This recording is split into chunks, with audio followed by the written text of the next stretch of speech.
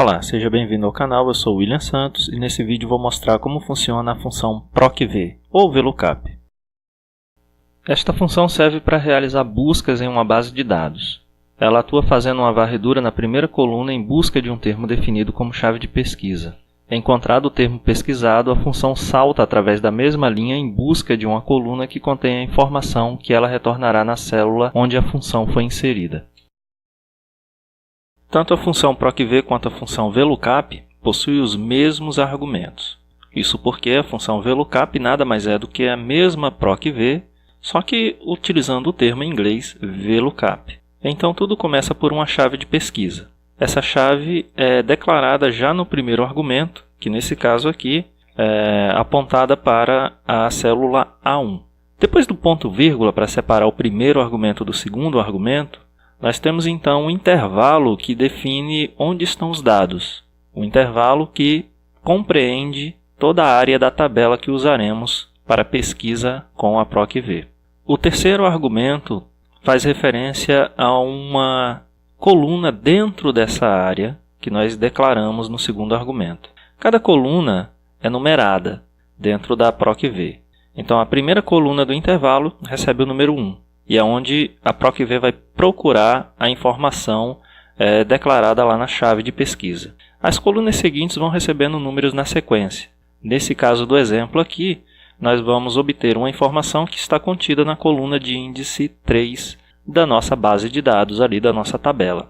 Já o último argumento é um operador lógico, que define se o termo a ser pesquisado só vai trazer algum resultado caso ele seja encontrado exatamente como ele foi digitado lá na chave de pesquisa. Vamos ver agora na prática como isso fica. Então aqui eu tenho alguns campos onde eu vou pesquisar por um nome e a partir deste nome será realizada uma coleta de informações que estão em outra tabela, correspondente à nossa base de dados. Neste caso, o retorno será feito na célula B2 e na célula B3, trazendo a idade e o turno de trabalho. Começando pela coleta da informação sobre a idade de quem estamos pesquisando, a partir do nome inserido em B1, eu digito aqui a função com sua nomenclatura em inglês, VLOOKUP. Os argumentos, como vimos, iniciam pela célula que contém a chave de pesquisa. Neste exemplo, a chave é o nome que será inserido na B1. Portanto, indico a célula B1 no primeiro argumento da VLOOKUP. Após o ponto vírgula, que separa os argumentos da função, aponto para a base de dados, digitando o intervalo completo da tabela que contém as informações. Em seguida, separo este segundo argumento com ponto e vírgula e realizo o terceiro argumento da função, que é o índice da tabela onde encontra a informação dentro daquela área que declarei anteriormente. Contando cada coluna que compõe nossa base de dados, numerando-as da esquerda para a direita, percebemos que a idade está na coluna de índice 3. Ela é a terceira coluna dentro da tabela que selecionamos para a VLOOKUP. Fecho os argumentos indicando neste último item que a pesquisa só dê algum retorno caso encontre exatamente o termo pesquisado a partir da célula B1. Ou seja, se for digitado um nome diferente de todos os que estão na base de dados, então a VLOOKUP não vai dar retorno. Esta configuração se faz com o dígito 0. O dígito 1 inverteria esta lógica e permitiria à função selecionar algum termo semelhante ao pesquisado para nos trazer uma informação relacionada. Seria então uma forma imprecisa de execução da pesquisa. O erro apresentado ao concluir a função é normal neste caso. Ele indica basicamente que a célula onde deveria ser digitada a chave de pesquisa está em branco. Na verdade, a função está monitorando a célula B1 e buscando na tabela que contém os dados a informação existente na B1 para então retornar com algum valor de nossa base de dados. Como a B1 está vazia e não existe célula com valor vazio na primeira coluna da tabela onde é feita a pesquisa, a VLOOKUP informa aqui que não pode dar retorno algum, pois não encontrou o valor vazio. Lembre-se que nós definimos no último argumento que só queremos algum retorno quando o valor contido em B1 for encontrado na tabela que contém os dados. E este valor deve ser exatamente igual para que o retorno aconteça. Portanto, entendido o motivo do erro, sigamos em frente deixando a célula desta forma mesmo, pois assim que digitarmos em B1 o nome de uma das pessoas listadas na nossa base de dados, a VLOOKUP fará a localização do valor dentro da tabela, saltará até a coluna que contém a idade da pessoa pesquisada e preencherá aqui com tal valor. Na célula B3, repetimos a mesma função VLOOKUP. pesquisando a partir da mesma chave digitada em B1. E usamos a mesma base de dados. A única diferença então está na informação que queremos que retorne. Ela não é mais a idade da pessoa, e sim o turno de trabalho. Dentro da tabela que contém os dados, a coluna referente ao turno é a de número 4, uma contagem da esquerda para a direita. Portanto, é este o valor de índice que informaremos neste argumento da função. Encerramos com o dígito 0 da mesma forma como na anterior, indicando aqui que queremos o retorno apenas quando o termo pesquisado foi encontrado dentro da tabela com os dados exatamente como digitado na célula B1.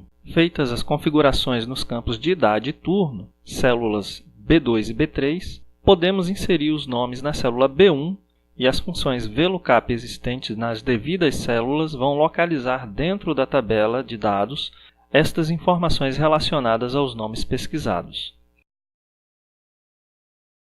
Repare como as informações coincidem perfeitamente com os nomes das pessoas que pesquisamos.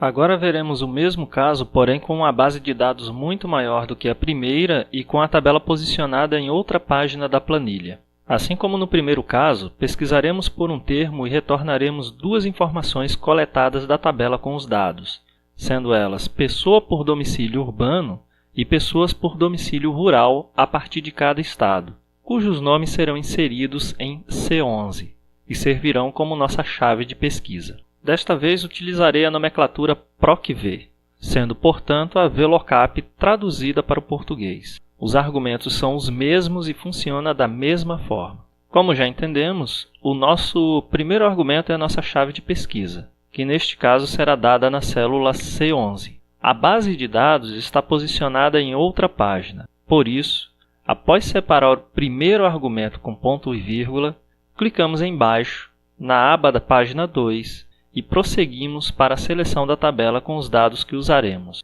Perceba que aqui é mantida a caixa com a digitação da função, o que nos ajuda a trabalhar na página 2, enquanto a digitação ocorre na página 1.